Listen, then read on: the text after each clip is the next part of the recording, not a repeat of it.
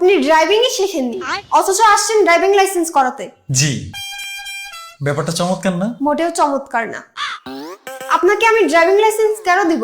কারণ আমি নিতে চাচ্ছি। মামার বাড়ির আবদার নাকি যে চাইলেই দেওয়া যাবে? না, মামার বাড়ির আবদার না, নানার বাড়ির আবদার। মানে আমি চাচ্ছিলাম আপনি যদি আমাকে ড্রাইভিং লাইসেন্সটা দেন, তাহলে আমি সারা বাংলাদেশ আমার নিজের গাড়ি নিয়ে একটু ঘুরে বেড়াতাম। আমার আবার ঘোরাঘুরির অনেক শখ, টুরিস্ট প্রকৃতির মানুষ আমি। আমার ঘোরাঘুরি করতে খুব ভালো লাগে। আপনার ভালো লাগে না? লাইসেন্স করাতে গেলে তো পরীক্ষা দিতে হবে। পরীক্ষা দিতে হবে? সেটা আপনি দিতে পারবেন? পরীক্ষা তো দিতে পারবো না। তো কিভাবে হবে? কিভাবে হবে? আরে আজব লোক তো আপনি। পরীক্ষা দিতে পারবেন না, লাইসেন্স হবে কিভাবে? আমি চাচ্ছিলাম কি, ড্রাইভিং লাইসেন্সটা যদি টেস্ট ছাড়াই কোনো রকম ভাবে দিয়ে দেয়া যায়, তাহলে সেভাবেই আর কি নিতে যাচ্ছিলাম। কোনোভাবে দিয়ে দেওয়া যায়? কিভাবে দিব? সবকিছুরই তো একটা নিয়ম কানুন আছে নাকি? জি, সবকিছুর তো একটা নিয়ম কানুন থাকবে, কিন্তু যে জিনিসের নিয়ম আছে সেই নিয়মটা আবার ভাঙারও একটা নিয়ম আছে। নিয়ম কিন্তু বানানোই হয় নিয়মকে ভাঙার জন্য।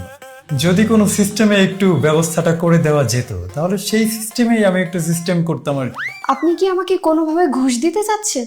জি, ঘুষ দিতে চাচ্ছি। আমার বন্ধু মোতালেব, ও ড্রাইভিং এর ডও জানে না, তারপরেও ও নাকি 5,500 টাকা দিয়ে ড্রাইভিং লাইসেন্স করিয়ে নিয়েছে। তো আমিও ভাবলাম 5,500 টাকা, তার উপরে আরো খুশি হয়ে 500 টাকা না হয় দিলাম, 6,000 টাকা পকেটে নিয়ে চলে আসছি। যদি একটা সিস্টেম করে দেওয়া যায় আর কি। আপনি কি জানেন যে আপনার এই কথার জন্য আপনার নামে মামলা হতে পারে? না, সেটা তো বুঝতে পারি নাই। আমি তো জানতাম না যে ড্রাইভিং লাইসেন্স করতে আসলে আমার নামে মামলা হয়ে যাবে। মোতালেবের নামে তো মামলা হয় নাই। ও দেখলাম দিব্যি গাড়ি নিয়ে ঘুরতেছে। কালকের আগের দিন শুনলাম গাড়ি নাকি কার পেছনে ঠুস করে মেরে দিয়েছে। কি একটা যন্ত্রণা বলেন। লোকটা কি বেঁচে আছে না মারা গিয়েছে? গাড়ি ঠিকঠাক আছে, কিন্তু লোকটা বেঁচে আছে না মারা গেছে সেটা আমি জানি না। জানবেন না কেন? আমি জানবো কিভাবে? গাড়িতে তো আমি ছিলাম না, মোতালেব ছিল। একটা লোকের সাথে অ্যাক্সিডেন্ট হলো, সেটা আপনি খবর রাখবেন না? ও লোকটার সাথে লাগিয়ে দেওয়ার পর সেখানে নাকি আর দেরি করেনি, টান দিয়ে চলে এসেছে। ও নিজেই তো লোকটার খবর ঠিক মতো বলতে পারলো না, আমি কিভাবে বলবো বলেন? পরীক্ষা ছাড়া লাইসেন্স নিলে এই পরিণতিই হয়।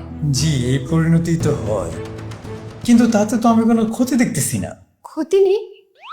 একটা মানুষের কত বড় ক্ষতি হয়ে গেল, আর আপনি বলতেছেন ক্ষতি নেই? ক্ষতি হলে হবে আরেকজনের, আমার তো আর কিছু হবে না। আমি তো গাড়ির ভেতরে থাকবো, যে বাইরে থাকবে সে বুঝুক কেমন লাগে। এখানে তো আমার আর কিছু করার নাই। আপনাকে এখন আমার পুলিশে দিতে ইচ্ছে করছে, তার সাথে আপনার বন্ধু মোতালেবকেও পুলিশে দিতে ইচ্ছে করছে। হ্যাঁ, আপনি মোতালেবকে পুলিশে দেন। মোতালেবকে পুলিশে দিলে খুব মজা হবে। ওর গাড়িটা পড়ে থাকবে, সেটা আমি চালাবো। কিন্তু আমাকে পুলিশে দিয়েন না, আমাকে পুলিশে দিলে অনেক বড় ক্ষতি হয়ে যাবে। আপনাকে পুলিশে দিলে কি ক্ষতি হবে? আমি বাড়িতে 3টা বিড়াল পালি, তো ওদেরকে খেতে দেওয়ার কেউ নাই। আমি ওদের খেতে দিই। আমি যদি জেলের ভেতরে থাকি, ওদেরকে কে খেতে দিবে? তখন ওরা মেয়াও মেয়াও করবে, আপনি তো ওদের খেতে দিবেন না। আপনি কি এখানে লাইসেন্স করাতে এসেছেন নাকি আমার সাথে মশকরা করতে এসেছেন? আপনার তো বিয়ে হয় নাই, তাই না? কি বললেন আপনি? বললাম যে আপনার তো বিয়ে হয় নাই, তাই না? আপনার সাহস তো কম না? আমি শুধু জিজ্ঞেস করছি যে আপনার বিয়ে হয়েছে কিনা। আমি তো আপনাকে বিয়ে করতে চাইনি, আপনি রাগ করতেছেন কেন? আপনাকে এক্ষুনি আমি পুলিশে দেব, 1 মিনিট দাঁড়ান। না না, পুলিশে ফোন করার দরকার নেই, আপনি রাগ করবেন না। আমি আপনার নানার বাড়ির এলাকা থেকে আসছি। আমার নানুর বাড়ির এলাকা থেকে আসছেন? জি, আমার বাড়ি আপনার নানার বাড়ির এলাকায়। শুনলাম ইদানিং নাকি সবাই আপনার জন্য পাত্র খুঁজতেছে। তো আপনার নানা বললো, আমিও তো দেখতে শুনতে খারাপ না, ভালো একটা ব্যবসা করি। আপনার সাথে আমার একটা বিয়ের কথাবার্তা হতে পারে কিনা, এই জন্যই আমাকে এসে পাঠাইছে আপনাকে দেখতে। এখন পারিবারিক ভাবে কথা আগালে সেটা তো পরের বিষয়, আগে আমার তো আপনাকে দেখতে হবে। এই জন্য সোজা আপনার অফিসে চলে আসছি। এসে কি বলবো সেটাই বুঝতেছিলাম না। আসার পর দেখলাম আপনি ড্রাইভিং লাইসেন্স নিয়ে কাজ করেন, তাই অন্য কোনো কথা না খুঁজে পেয়ে এই কথাই শুরু করে দিচ্ছি। আর তাছাড়া আপনি মানুষ হিসেবে কেমন, আপনি সৎ নাকি অসৎ, ঘুষ টুস একটু খান কি খান না সেটা বোঝার জন্য একটু ঘুষ অফার করছি। আপনার সততায় আমি মুগ্ধ। 5,500, তার উপরে 500, 6,000 টাকার লোভ আপনি 1 সেকেন্ডের মধ্যে সামলে ফেলেছেন। যা বুঝলাম আপনি খুবই সৎ। হ্যাঁ, আর আপনি পাগল। আপনার কেন মনে হয় যে আমি পাগল? আমি যদি আপনার নানার কথায় আপনাকে বিয়ে করি, তাহলে তো আপনি আমার সহধর্মিণী হবেন। একজন নারী যখন একজন পুরুষকে বিয়ে করে, তখন পুরুষটা সৎ নাকি অসৎ, ঘুষ খায় কি খায় না, তার ইনকাম কত, সবকিছু দেখেই তো তাকে বিয়ে করে। তাহলে যেহেতু আমি আপনাকে বিয়ে করব, আপনি সৎ নাকি অসৎ, ঘুষ খান নাকি খান না, সেটা আমাকে যাচাই বাছাই করতে হবে না? আচ্ছা, আপনার বেতন কত? আমি আপনাকে বিয়ে করব না। আপনি আর এখানে কথা বাড়াবেন না, আপনি এবার আসুন। জি জি, বুঝতে পারছি।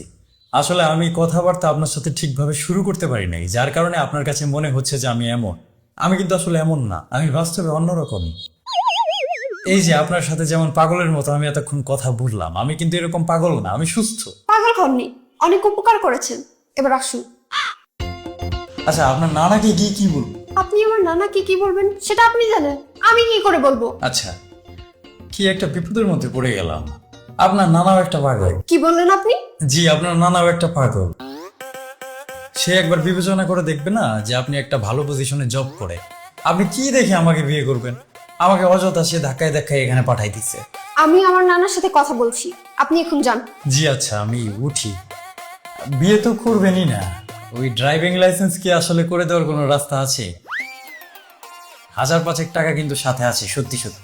আপনি একটু দাঁড়ান, আমি পুলিশে কল করছি।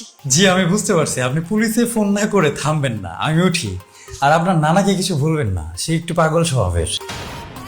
সে বুঝতে পারে নাই যে আপনার সাথে আমার যায় না।